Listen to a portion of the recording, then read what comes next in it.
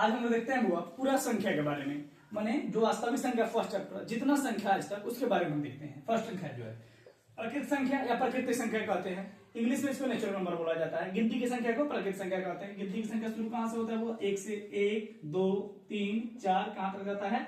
Infinity तक। तो सबसे छोटी प्राकृतिक संख्या 1 और सबसे बड़ी प्राकृतिक संख्या अनंत हो गया। पूर्ण संख्या देखिएगा, होल नंबर जीरो से जो शुरू होता है, माने प्राकृतिक संख्या के समूह में शून्य को मिला देने से पूर्ण संख्या बनता है। तो सबसे छोटी पूर्ण संख्या 0, उसके बाद 1 2 3 4 5 कहां तक जाएगा? इन्फिनिटी तक। तो सबसे बड़ी पूर्ण संख्या क्या हो गया? अनंत हो गया। सम संख्या देखिएगा, जिससे 2 से भाग लग जाता है, ठीक है ना, जो 2 से विभाज्य उसे क्या कहते हैं? सम संख्या। तो सबसे छोटी सम संख्या 2 हो जाएगा, सबसे बड़ी सम संख्या क्या हो जाएगा? इन्फिनिटी यानी कि अनंत हो जाएगा।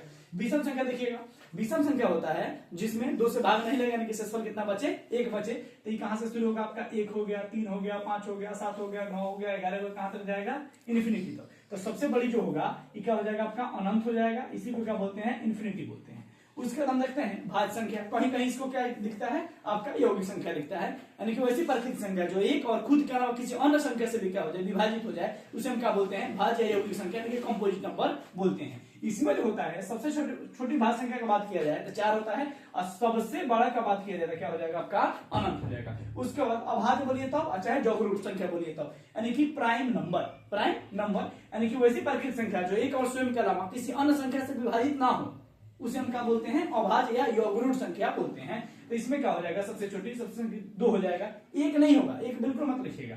और सबसे बड़ा का जब भी बात करेगा क्या हो जाएगा? आपका अनंत हो जाएगा। उसके बाद पूर्णांक का बात करते हैं। पूर्णांक का मतलब होता है कि माइनस इन्फिनिटी से, मान लीजिए कोई माइनस इन्फिनिटी से -3 -2 -1 0 और +1 +2 और प्लस पर लिखा नहीं जाता है तो 1 2 3 कहां तक जाए?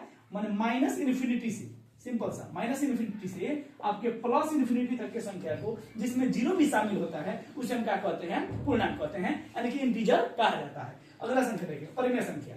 परिमेय संख्या वैसी संख्या होती है जो क्या जिसका पूर्ण वर्ग निकल जाए, या जिसे p/q के रूप में लिखा जाता है या a/b के रूप में लिखा जाता है, या जिसका पूर्ण वर्ग निकल जाए, जैसे 0 हो गया, √1 का 1 हो गया, √4 का क्या हो गया? 2 हो गया, ठीक है। ये सब जो चीजें होती हैं वो क्या हो जाएगा? आपका परिमेय संख्या हो जाएगा, ठीक है। और 2 परिमेय संख्याओं के बीच में अनंत परिमेय संख्या होती है। अपरिमेय संख्या जिसका पूर्ण वर्ग नहीं निकलता, अर्थात जिसे p/q के रूप में नहीं लिखा जाता है, जिसे p/q के रूप में ना लिखा जाए, उसे हम क्या बोलते हैं? अपरिमेय संख्या। जैसे क्या हो जाएगा? यहाँ पर देखिएगा, √2 हो गया, √3 हो गया, √5 हो गया, √7 हो गया, ये सब जो होगा आपका अपरिमेय संख्या हो जाएगा। और जो वास्तविक संख्या है, जो आपके चैप्टर का नाम है, तो परिमेय और अपरिमेय दोनों फैमिली जब मिलेगा, जैसे हमने मान लीजिए √4 लिख दिया, √5 लिख दिया, 4 का टूट गया, 5 नहीं टूटेगा। उसके बाद मान लीजिए हमने √1 लिख दिया, टूट जाएगा, √2 लिख दिया, नहीं टूटेगा। तब परिमेय और अपरिमेय संख्या का जो समूह होता है उसे हम क्या बोलते हैं? रियल नंबर यानी कि वास्तविक संख्या बोलते हैं।